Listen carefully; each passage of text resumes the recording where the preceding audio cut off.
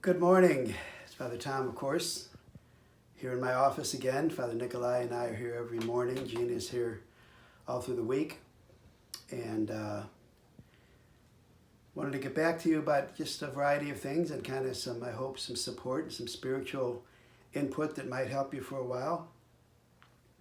We are on the Wednesday of the third week of Easter. The Easter season moves very quickly, like Advent and Lent do. And so we had Easter Sunday, then a week later, the second Sunday of Easter with the story about St. Thomas and wanting to probe the Lord's wounds. And then this past Sunday, and this year, the third Sunday, just 2 weeks after Easter Sunday, was the story of the walk to Emmaus. I may mention more in a moment. But let me remind you that all through the Easter season, starting Easter Sunday, anybody who experienced the risen Lord, what they did was they talked about it. They told somebody. Mary Magdalene saw Jesus in the garden, thought he was a gardener. Turned out that it was Jesus, so she ran and told the apostles. She was the first preacher of the resurrection, a woman, Mary Magdalene. And then we heard this story of Emmaus, two on the road to Emmaus, walking with Jesus. They broke bread and their eyes were open. They recognized him. Immediately they went back to the apostles, proclaimed the risen Lord, and they proclaimed it to him, to those two. So seeing the risen Lord in our life has an immediate consequence that we evangelize, that we simply tell people about it. And you know, as I've said before, and a number of you I know feel sort of so concerned about your children or not practicing their faith or their children not going to church. What do they hear from you? Do they ever hear it from you? I pray all the time, we might say to them. Use the word of God, use the word of Jesus. Right? Tell the grandchildren that don't go to church. You really got to get to know Jesus. Ask your parents how you're going to get to know Jesus. And you don't have to be some kind of a irritating preacher all the time, but just weave it into your normal talk with people. Anybody who experiences the risen Lord talks about it to others. If you heard my homily this past Sunday, you know, one of the benefits coming out of this time, I never say that it's good that it's all here, but you can now get 2 masses or 2 homilies a weekend easily. As this past weekend, Father Nikolai and I have a pattern now. One of us will do Saturday night 5 o'clock and the other will do Sunday 10 o'clock. You can watch either one live. You can watch one live and watch another one later on. You can watch them both later on. You don't have to be live, so you can see both of our homilies, which I hope is a help to you.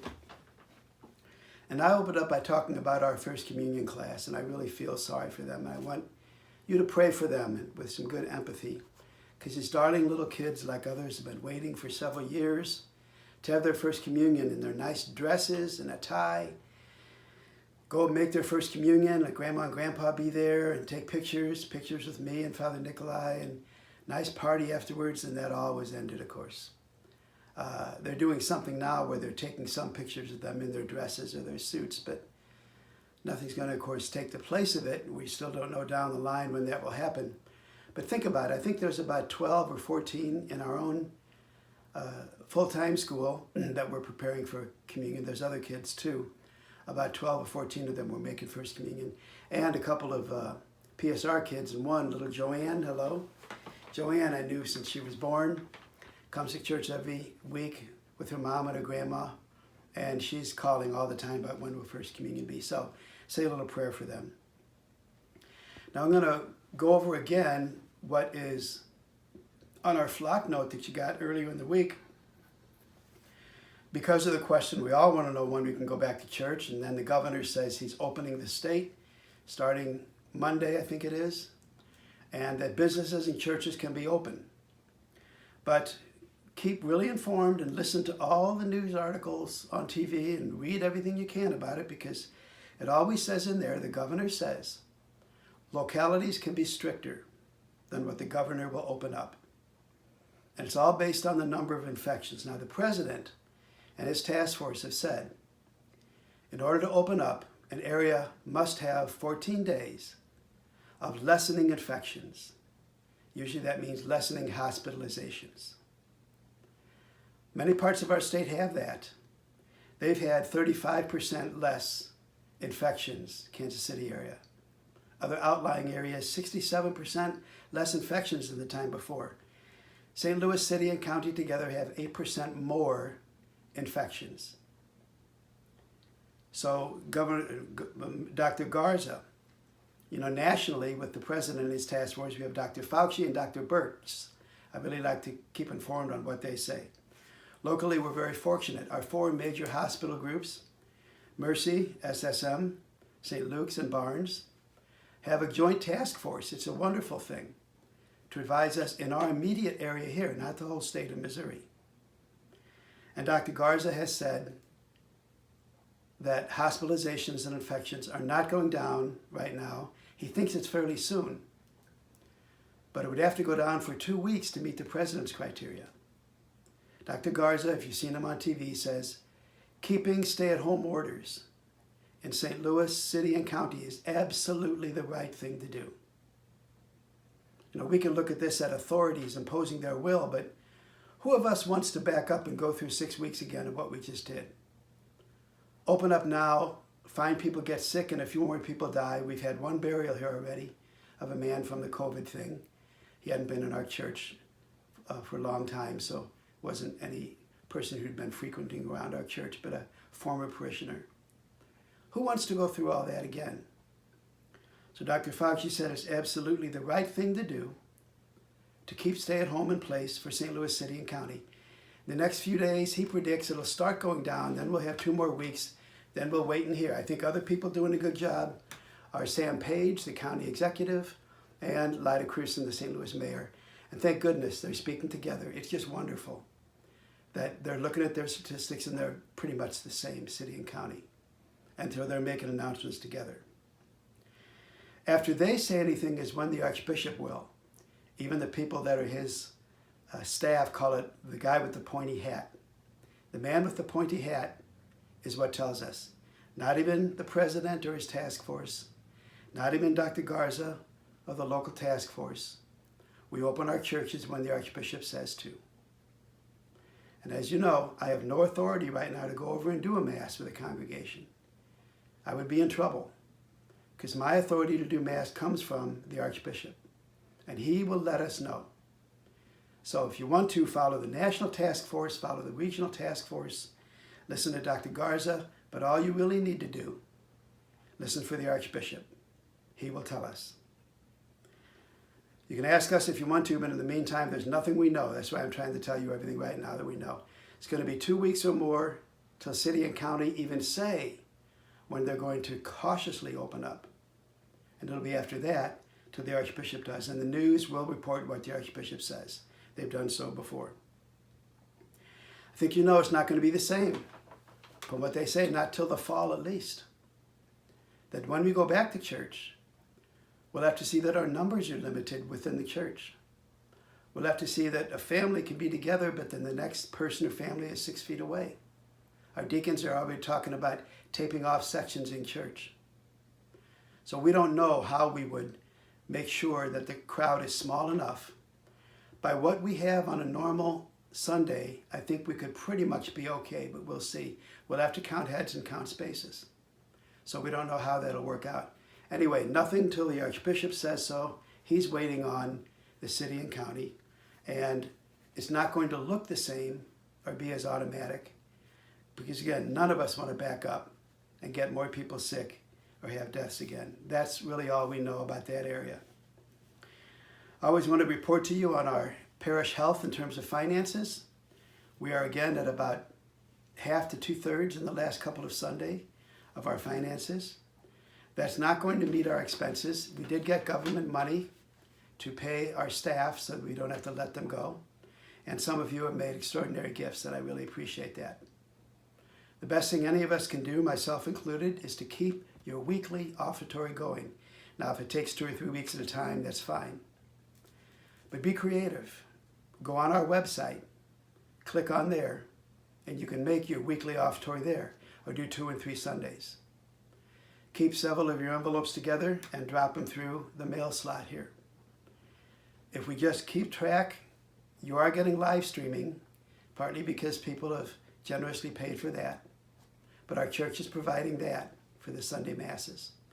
So we're getting the service as best we can. So realize the fact that our expenses don't go down at this time. Paying for the church, paying insurance, paying utilities, all those things go on. So I know we'll each do our best. I've said this before, but my commitment to you is that I haven't gotten a government check yet or government deposit. Supposedly I'm going to, and I've looked, it's not there. I would get the $1,200 that people get. I am well taken care of, and I'm going to take that $1,200 and just simply write it over directly to the parish. That's going to be my support, as I'm also doing my offertory gifts right now. So I mean that in solidarity with you, any difficulty you may be having, and to kind of be in solidarity that let's keep our offertory as current within a week or two, or join together as we can. So another thing I thought I'd mention spiritually, because another priest friend of mine, with Father Nikolai, we talk about homily themes. Easter season, you know, I'm thinking about pizza deliveries and restaurant deliveries. You're talking about contactless delivery. Well, that's impossible totally. But they mean that human hands aren't touching the pizza. It goes in the box without hands. It goes from the box to the truck to your house, all without hands, or with a contactless delivery. Think about that spiritually, because that's what St. Thomas had to learn a week ago. The risen Lord does not depend on our physical contact with him, not to touch his wounds or to eat with him. Thomas had to learn not to have to touch the side wounds of Jesus, but have faith. It's contactless delivery, I call it, of new life. The risen Lord is always with us. He has departed from this earth so that he can be in every place and time in the hearts of all who believe. You have the delivery of the goods of the risen Lord anytime you want, anytime you turn to him in faith.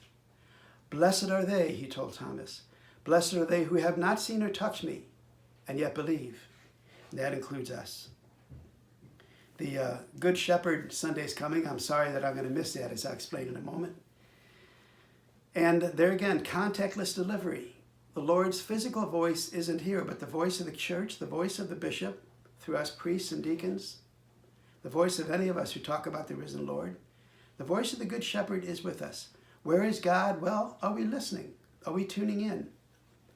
A lot of times at Good Shepherd Sunday, I say there's like a whole spectrum of radio programs. Driving, you can get any radio program you want, but we have to tune in. We keep a lot of clutter in our lives, a lot of noise. If you want to hear the risen Lord, go to the scriptures, go to the church community. You will hear the voice of the risen Lord guiding you. It has to be more than any other voice. I'm sorry, but I keep hearing people whose main voice is a politician, whether it's the president or this radio talk show host, on the right or on the left. If I was at a party with you and had a conversation with you, whose name would you bring up? Would it be Rush Limbaugh, Sean Hannity, one of the people from MSNBC, Morning Joe? Or would it be Jesus Christ? We Christians have to be together, that our authority is Jesus Christ. We certainly use the competence of others, and we want to know what they think.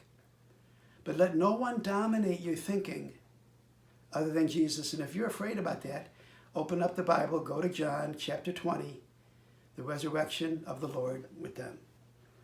That's just kind of a spiritual input from me. And I'm going to be taking a few days off. I know it's a crazy time, but every year after Easter and usually after First Communion, which I really miss having with the kids. I take a few days off and clear my own mind of all of it. And some things have been less, but other things have been more, I think you can tell. Still been an intense time. Father Nikolai and Gina are great helps. So I'm going to go away, be in my family property, do some outdoor work, hope some painting, and take a few days off. Gina and Father Nikolai can get me anytime they want for anything that's serious. Otherwise, I know you're in their good hands. Okay, so contactless delivery. You have the Lord available to you. If you experience the Lord, tell somebody about it. And let's tune into the right channel so we listen to the risen Lord. Okay? Thank you, and keep up in the Easter season.